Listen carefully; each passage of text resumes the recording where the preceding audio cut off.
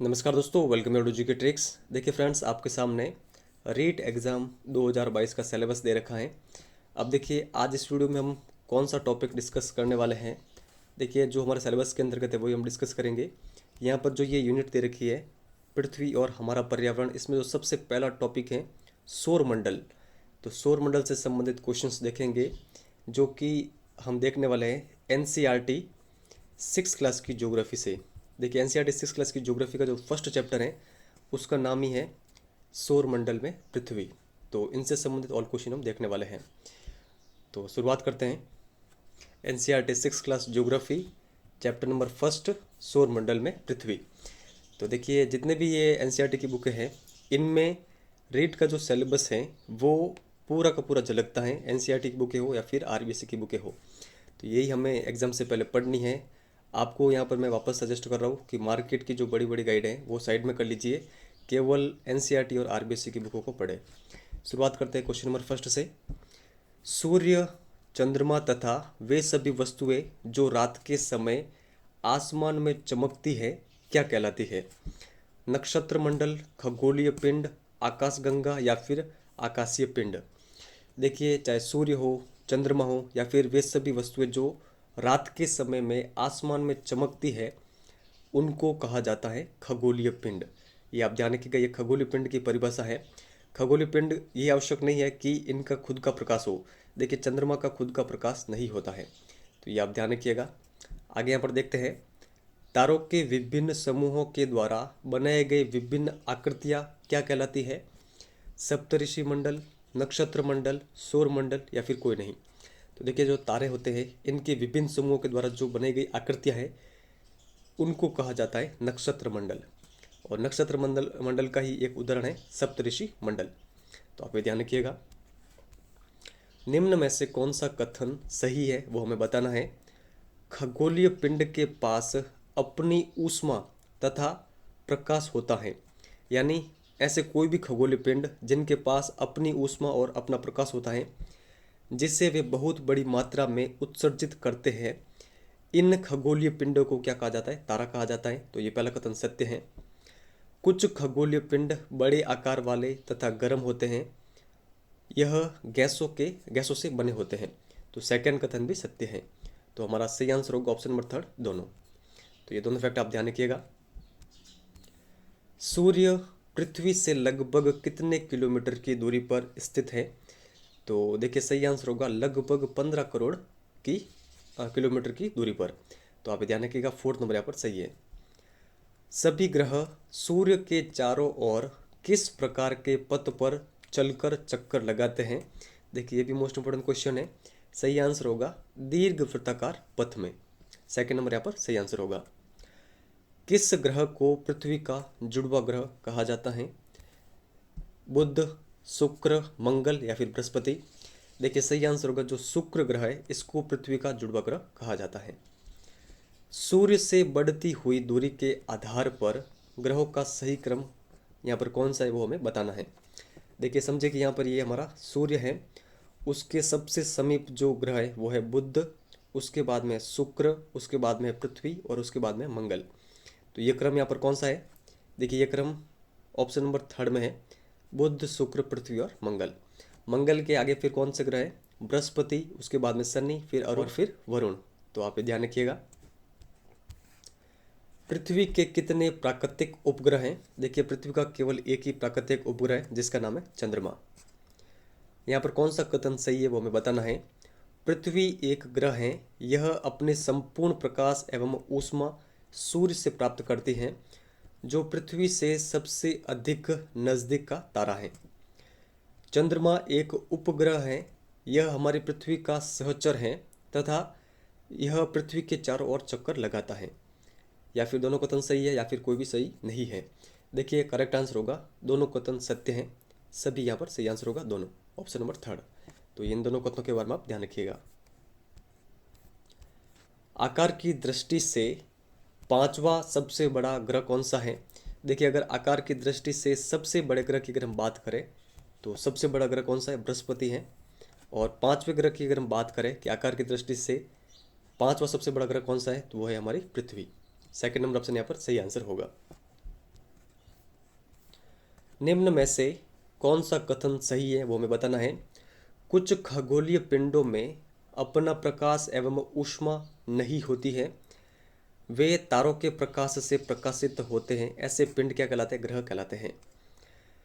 ग्रह, जिसे अंग्रेजी भाषा में प्लेनेट कहते हैं, ग्रीक भाषा के प्लेनेटाई शब्द से बना है, जिसका अर्थ होता है परिभ्रमक, अर्थात चारों ओर घूमने वाला। या फिर दोनों कथन सही है या फिर कोई भी सही नहीं है। देखिए सही आंसर होगा दोनों कथन सत्य हैं। तो ये फैक्ट आप ध्यान रखिएगा। देखिए मेरा एक ही उद्देश्य है कि आपको अधिक से अधिक फैक्ट प्रोवाइड करना। तो देखिए यहाँ पर काफ़ी सारे ये फैक्ट हैं जो कि रेडी होते हैं, ये आप जरूर ध्यान रखिएगा। जो ग्रह है जिसका अंग्रेजी अनुवाद है प्लेनेट, प्लेनेट ग्रीक भाषा के शब्द से बना है। कौन से? प्लेनेटाई से। प्लेनेटाई का अर्थ क्या होता है? परिभ्रमक, यानी चारों ओर घूमने वाला। तो आप ये ध्यान रखिएगा। ग्रह की जो परिभाषा है ये भी आपको ध्यान में रखनी है। अंतरिक्ष से संबंधित अर्सा मेजर या बिग बियर का संबंध किससे है? देखिए सही आंसर होगा नक्षत्र मंडल से। करेक्ट आंसर होगा ऑप्शन नंबर डी। सप्तऋषि मंडल अर्सा मेजर का ही भाग है। तो ये फैक्ट आप ध्यान रखिएगा। और एनसीईआरटी की इस पुस्तक के अंतर्गत फैक्ट दे रखा है। हालांकि सारे फैक्ट इसी बुक से लिए गए, तो आपको सभी ध्यान रखने हैं। ध्रुव तारा से हमें किस दिशा का पता चलता है? तो देखिए ध्रुव तारे से उत्तर दिशा का ज्ञात होता है। सूर्य से दूरी के हिसाब से तीसरा ग्रह कौन सा है? तो देखिए जो सूर्य है उसके दूरी के अकॉर्डिंग हम बात करें तो पहला जो ग्रह है वो है बुध, सेकंड है मंगल और तीसरा है पृथ्वी। तो सही आंसर होगा पृथ्वी। किस ग्रह को नीला ग्रह कहा जाता है? तो देखिए पृथ्वी को नीला ग्रह कहा जाता है, ये आप ध्यान रखिएगा। अंतरिक्ष में उपस्थित भारतीय उपग्रह कौन से वो बताने हैं। एडुसैट, इनसैट, आईआरएस या फिर सभी? तो देखिए सही आंसर होगा सभी। 20 जुलाई 1969 को सर्वप्रथम किसने चंद्रमा की सतह पर कदम रखा? तो देखिए इनका नाम है Neil Armstrong. B number option यहाँ पर सही आंसर होगा। क्षुद्र ग्रह किन ग्रहों के बीच में पाए जाते हैं? तो देखिए जो क्षुद्र ग्रह हैं ये पाए जाते हैं मंगल और बृहस्पति के मध्य में। तो आप ध्यान रखिएगा, समझिए कि यहाँ पर ये मंगल है और यहाँ पर ये बृहस्पति है, तो इनके बीच में क्षुद्र ग्रह पाए जाते हैं। तो आप ध्यान रखिएगा। किन ग्रहों के चारों ओर छल्ले हैं? बृहस्पति, शनि, अरुण या फिर सभी? देखिए सही आंसर होगा सभी। इन तीनों ग्रहों के चारों ओर क्या है? छल्ले हैं। तो आप ध्यान रखिएगा। किन ग्रहों के उपग्रह नहीं है? तो देखिए इसका सही आंसर होगा जो सूर्य के सबसे समीप जो ग्रह हैं इनके उपग्रह नहीं है, यानी शुक्र और बुध के। तो ए नंबर यहाँ पर सही आंसर होगा। आंतरिक ग्रह किसके बने हुए हैं? तो देखिए इसका सही आंसर होगा जो आंतरिक ग्रह हैं ये बने हुए हैं चट्टानों के। सी नंबर यहाँ पर सही आंसर होगा। मंगल ग्रह के कितने उपग्रह हैं? देखिए सही आंसर होगा मंगल के कुल 2 उपग्रह हैं। बी नंबर यहाँ पर सही आंसर होगा। नेपच्यून को सूर्य के चारों ओर एक परिक्रमण लगाने में कितना समय लगता है? तो देखिए इसका सही आंसर होगा 164 वर्ष। तो आप ध्यान रखिएगा, यानी 164 वर्ष में नेपच्यून केवल एक बार परिक्रमण करता है सूर्य का। तो आप ध्यान रखिएगा। अंग्रेजी शब्द ज्योग्राफी किस भाषा के शब्द से बना है? तो देखिए सही आंसर होगा ये ग्रीक भाषा के शब्द से बना है। और ये शब्द कौन कौन से ये हम देखते हैं, नोट में यहाँ पर दे रखा है। देखिए ज्योग्राफी का अर्थ क्या होता है? पृथ्वी का विवरण। तो देखते हैं ज्योग्राफी जो है ये 2 ग्रीक शब्दों से मिलकर बना है। पहला शब्द कौन सा है? जीई, जिसका अर्थ होता है पृथ्वी, और ग्राफिया का अर्थ क्या होता है? लिखना या फिर विवरण करना। तो इसका शाब्दिक अर्थ क्या हुआ? पृथ्वी का विवरण करना। कुछ यहाँ पर और टर्म्स दे रखी हैं। जियोलॉजी क्या है? पृथ्वी का अध्ययन करना जियोलॉजी है। जियोमेट्री है पृथ्वी का मापन, और जियोइड है पृथ्वी के आकार के अनुरूप। तो ये सारे फैक्ट आप ध्यान रखिएगा। और खगोल शास्त्री क्या होते हैं? जो खगोलीय पिंडों और उनकी गति के संबंध में अध्ययन करते हैं उनको ही कहा जाता है खगोल शास्त्री। तो ये सारे फैक्ट आप ध्यान रखिएगा। भारत के किस प्राचीन खगोल शास्त्री ने यह कहा था कि सभी ग्रह तथा चंद्रमा परावर्तित सूर्य प्रकाश के कारण ही चमकते हैं? तो ये वक्तव्य किनका है? देखिए ये कथन है आर्यभट्ट का। करेक्ट आंसर होगा ऑप्शन नंबर ए। कौन सा ग्रह आकार एवं आकृति में लगभग पृथ्वी के समान है। तो ये ग्रह कौन सा है? ये ग्रह है शुक्र। इसी कारण देखिए शुक्र को पृथ्वी का जुड़वा ग्रह कहा जाता है। अंतर्राष्ट्रीय खगोलीय संगठन ने कब निर्णय लिया कि प्लूटो एक बौना ग्रह है? तो देखिए ये निर्णय लिया गया अगस्त 2006 के अंतर्गत। किस ग्रह के आकार को भू आब कहा जाता है? तो देखिए पृथ्वी के आकार को भू आब कहा जाता है। ए नंबर यहाँ पर सही आंसर होगा। और जल की उपलब्धता के कारण पृथ्वी को नीला ग्रह भी कहा जाता है, तो ये फैक्ट आप ध्यान रखिएगा। चंद्रमा का जो व्यास है वो पृथ्वी के व्यास का कितना है? देखिए सही आंसर होगा चंद्रमा का व्यास पृथ्वी के व्यास का लगभग 1/4 है। ए नंबर ऑप्शन यहाँ पर सही आंसर होगा। तो आप ध्यान रखिएगा। नोट देख लेते हैं यहाँ पर। पृथ्वी से चंद्रमा की दूरी कितनी है? तो 3,84,000 किलोमीटर। चंद्रमा पृथ्वी का एक चक्कर लगभग 27 दिनों में लगाती है। तो ये फैक्ट आप ध्यान रखिएगा, मोस्ट इंपोर्टेंट फैक्ट है। प्रकाश की गति लगभग 3 लाख किलोमीटर प्रति सेकंड है। इस गति के बावजूद सूर्य के प्रकाश को पृथ्वी तक पहुंचने में लगभग कितना समय लगता है? तो देखिए लगभग समय लगता है 8 मिनट का। तो आप ध्यान रखिएगा 8 मिनट, और ऊपर अगर हम सेकंड की बात करें तो 20 सेकंड। तो आप ध्यान रखिएगा बुक के अंतर्गत केवल 8 मिनट दे रखा है, तो ये भी आप ध्यान रखिए। तो देखिए पृथ्वी और जो सूर्य है इसके मध्य दूरी कितनी है? लगभग 15 करोड़ किलोमीटर। एक सेकंड में दूरी कितनी तय करती है? प्रकाश की जो गति है वो 3 लाख किलोमीटर की। तो इस तरह जो पूरी टोटल दूरी होती है वो तय करती है 8 मिनट 20 सेकंड के अंतर्गत।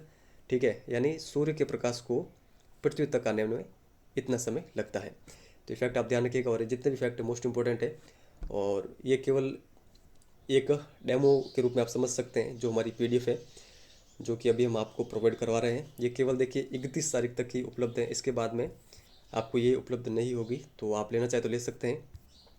अब देखिए इनके लिए मैंने एक मिनिमम कॉस्ट रखी है 6 to 10 तक की। अगर आपको एनसीईआरटी ज्योग्राफी की पीडीएफ चाहिए तो आप 121 रुपये के अंतर्गत में प्राप्त कर सकते हैं। प्राप्त किस प्रकार करनी है? आपको केवल गूगल पे या फिर फ़ोनपे करना है 121 रुपये का 9680292036 इस नंबर पर।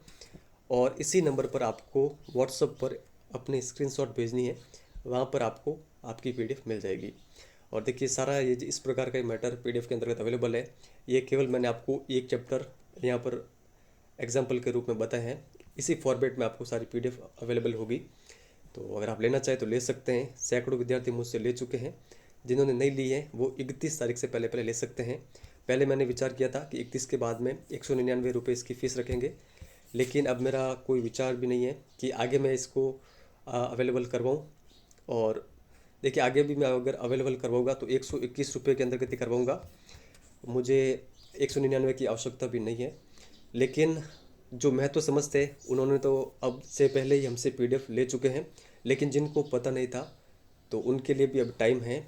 यानी 31 मई से पहले अगर आपसे हो सके तो ये पीडीएफ हमसे प्राप्त कर लीजिए। 6, 7, 8, 9, 10 इसकी ज्योग्राफी की पीडीएफ आप हमसे प्राप्त कर सकते हैं। अगर देखिए आप आरबीएससी 11th क्लास की ज्योग्राफी की भी पीडीएफ प्राप्त करना चाहते हैं तो उसके लिए कॉस्ट है 150 रुपये। ये एकदम मिनिमम शुल्क है। मुझे काफ़ी अधिक मेहनत लगी है। मैंने जितने भी इंपॉर्टेंट फैक्ट है वो आपके सामने यहाँ पर देखिए इस तरह रखे हैं पीडीएफ के अंतर्गत। पीडीएफ को बनाने में काफ़ी अधिक मेहनत लगती है और काफ़ी अधिक फैक्ट खोजने पड़ते हैं, बाद में उनको कलेक्ट करके और इस फॉर्मेट में उनको जमाना होता है। तो ये केवल हमारी मेहनत है। आप केवल अपने लिए 121 रुपये खर्च करके ये अच्छा सा मैटर प्राप्त कर सकते हैं। अदरवाइज़ आपकी आगे इच्छा है। तो इस वीडियो में इतना ही है। धन्यवाद।